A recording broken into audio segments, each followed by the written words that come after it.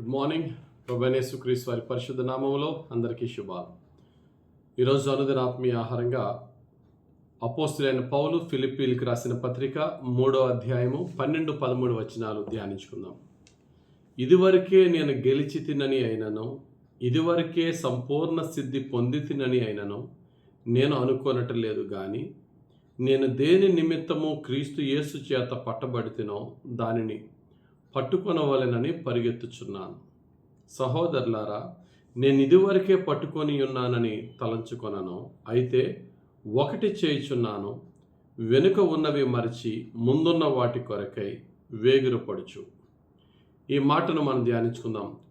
వెనుక ఉన్న వాటిని మరచి ముందున్న వాటి కొరకు వేగురపడాలి అనే మాటను మనం ధ్యానిస్తే, ఆ మాట చెప్పే ముందు ఏమి ఆయన విడిచిపెట్టాడు అనేది మనం చూస్తే, నేను ఇదివరకే గెలిచి తినని అంటే విక్టరీస్.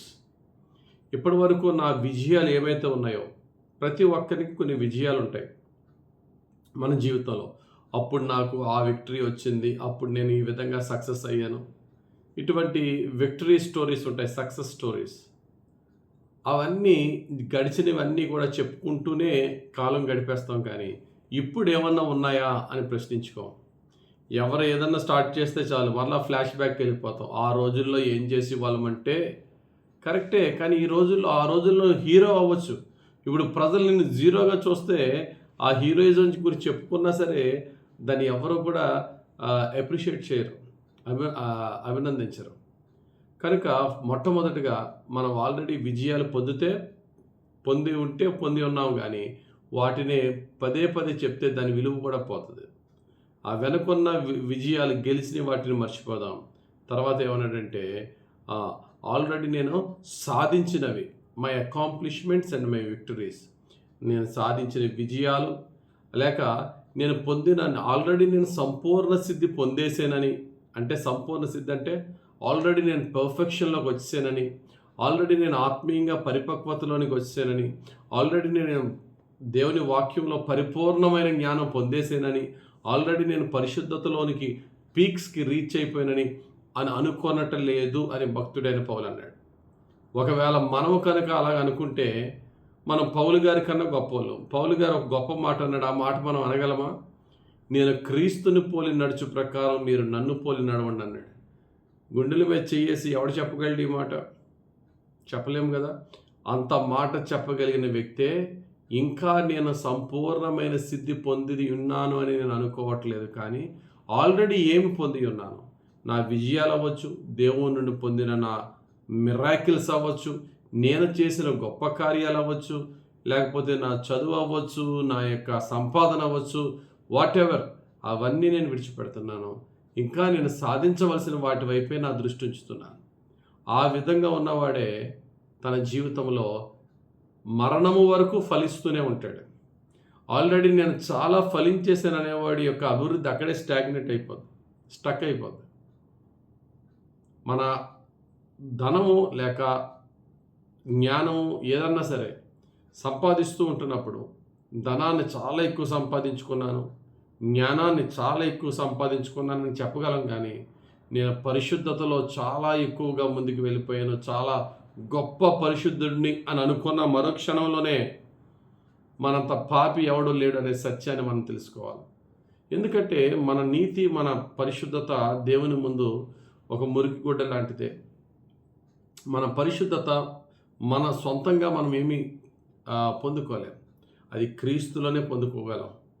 ఆ యొక్క పరిశుద్ధతను పరిపూర్ణము చేసేది పరిశుద్ధాత్మ ప్రభువే. అందుకనే కొండ మీద చేసిన ప్రసంగంలో యేసయ్య ఏమన్నాడంటే, నీ తండ్రి పరిపూర్ణుడు కనుక యువర్ ఫాదర్ ఈజ్ పర్ఫెక్ట్, అందుకని మీరు కూడా ఆ పర్ఫెక్షన్లోనికి రమ్మంటున్నాడు. మత్తయి సువార్త 5వ అధ్యాయం 48వ వచనం, మీ పరలోకపు తండ్రి పరిపూర్ణుడు కనుక మీరును పరిపూర్ణులుగా ఉండెదరు. డెఫినెట్లీ ఆ పర్ఫెక్షన్ వస్తుంది. ఆ పరిపూర్ణతలోనికి దేవుడు ఖచ్చితంగా వాళ్ళని నడిపిస్తాడు.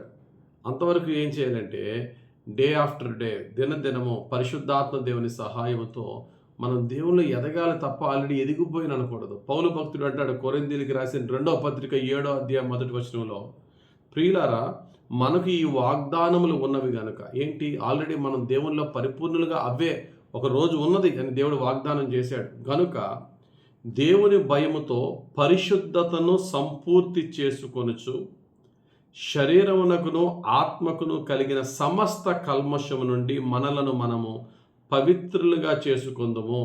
నాలో ఏ బలహీనత ఉందో నన్ను నేను చెక్ చేసుకుంటూ నిత్యము దేవుని పరిశుద్ధాత్మ సహాయముతో ఆ బలహీనతను, నా చూపుల్లో బలహీనత, మాటల్లో బలహీనత, నా సహవాసంలో బలహీనత, నా హృదయంలో ఉన్న బలహీనత, నా బలహీనత నేను గుర్తించి దాన్ని సంపూర్ణంగా అందులోంచి బయటకు వచ్చి దేవుని పరిశుద్ధాత్మలో సంపూర్ణులు చేసుకునే ఈ యొక్క ప్రక్రియలో మనం ఉన్నాం కనుక మన యొక్క ఆత్మీయ జీవితం కానీ లేకపోతే ఈ లోకంలో మనం పొందుకున్న సక్సెస్లు కానీ ఏదైనప్పటికీ కూడా ఇంకా నేను ఎక్కలేనంత ఎత్తైన కొండపైకి నన్ను ఎక్కించు ప్రభువా అని దేవుని వైపు తిరగాలే కానీ తృప్తి ఉండాలి. ఎందులో మన సంపాదనలో తృప్తి ఉండాలి కానీ పరిశుద్ధతలో తృప్తి ఉండకూడదు. ఎందుకంటే పరిశుద్ధత యొక్క పీక్ మనకి అందనది అది.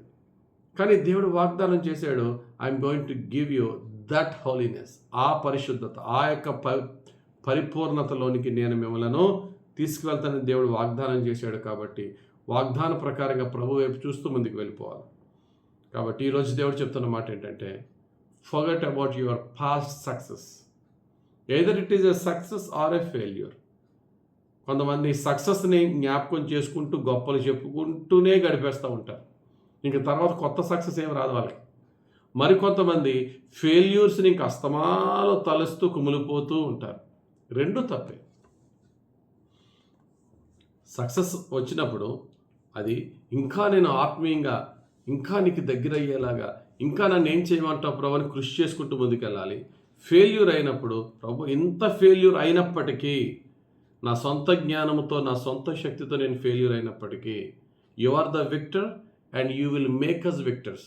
నువ్వు జయించిన వాడవు, మమ్మలను జయింపచేసే దేవుడవు కనుక నీ చేతికి పరిపూర్ణంగా అప్పగించుకొనిచున్నానయ్యా, నన్ను విజయవంతునిగా చేయి ప్రభు అని దేవుడిని అడిగినప్పుడు, మనం వృద్ధ వయసులో కూడా వారు ముసలితనమందు కూడా చిగురించేదరు. మన ఓపిక అయిపోయినప్పటికీ కూడా దేవుడు మనల్ని ఫలింపజేస్తూనే ఉంటాడు క్రీస్తులో. కాబట్టి ప్రియులారా, let us look unto the Lord who is the perfecter of our faith. మన విశ్వాసమును కర్తయు దానిని సంపూర్ణముగా దాన్ని ముగించేవాడు, దాన్ని పర్ఫెక్షన్లో నడిపించేవాడు, దాన్ని కొనసాగించేవాడు. కనుక ఆ యేసయ్య వైపు చూద్దాం, ఆ యేసయ్యలో బలపడదాం, మన పాత వాటిని విడిచిపెడదాం. ముందున్న యేసయ్య ఇచ్చిన ఆయన యొక్క రాజ్యము కొరకు, నీతి కొరకు ప్రయాసపడుతూ ప్రతిరోజు ప్రభు వైపు చూస్తూ ముందుకు వెళ్దాం. యేసయ్య మనలను మన చివరి శ్వాస వరకు విజయవంతులుగాను ఫలించేవారుగాను ఆయన పరిశుద్ధాత్మలో మనలను దీవించి ఫలింపజేయనుగాక. ఆమెన్. ప్రేమ కలిగిన తండ్రి, పౌలు గారు చెప్పిన మాటల ప్రకారంగా మేమేమి సాధించామా, ఏమి పోగొట్టుకున్నామని మా వెనక వాటిని మేము జ్ఞాపకం చేసుకోక వాటిని విడిచిపెట్టి ముందు నిన్ను నీ కుమారుడైన యేసయ్యను చూస్తూ ఇంకనూ పరిశుద్ధతలో, ఇంకనూ నీతి యథార్థత సత్యములో ప్రేమలో ఫలిస్తూ ఆత్మీయంగాను శారీరకంగాను మేము ఫలిస్తూ మేము ఫలించే ప్రతి ఫలానికి కారణము యేసుక్రీస్తు ప్రభు అని లోకానికి చాటి చెప్పే జీవితం మాకు దయచేయమని యేసుక్రీస్తు వారి పరిశుద్ధ నామంలో ప్రార్థించి వేడుకొనిచున్నాం తండ్రి. ఆమెన్. తండ్రి యొక్కయు కుమారుని యొక్కయు పరిశుద్ధాత్మ దేవుని అభిషేకం హెచ్చుగా మనపై దిగి వచ్చి మనల్ని నడిపించి దీవించును గాక. Amen. God bless you. Have a very blessed day.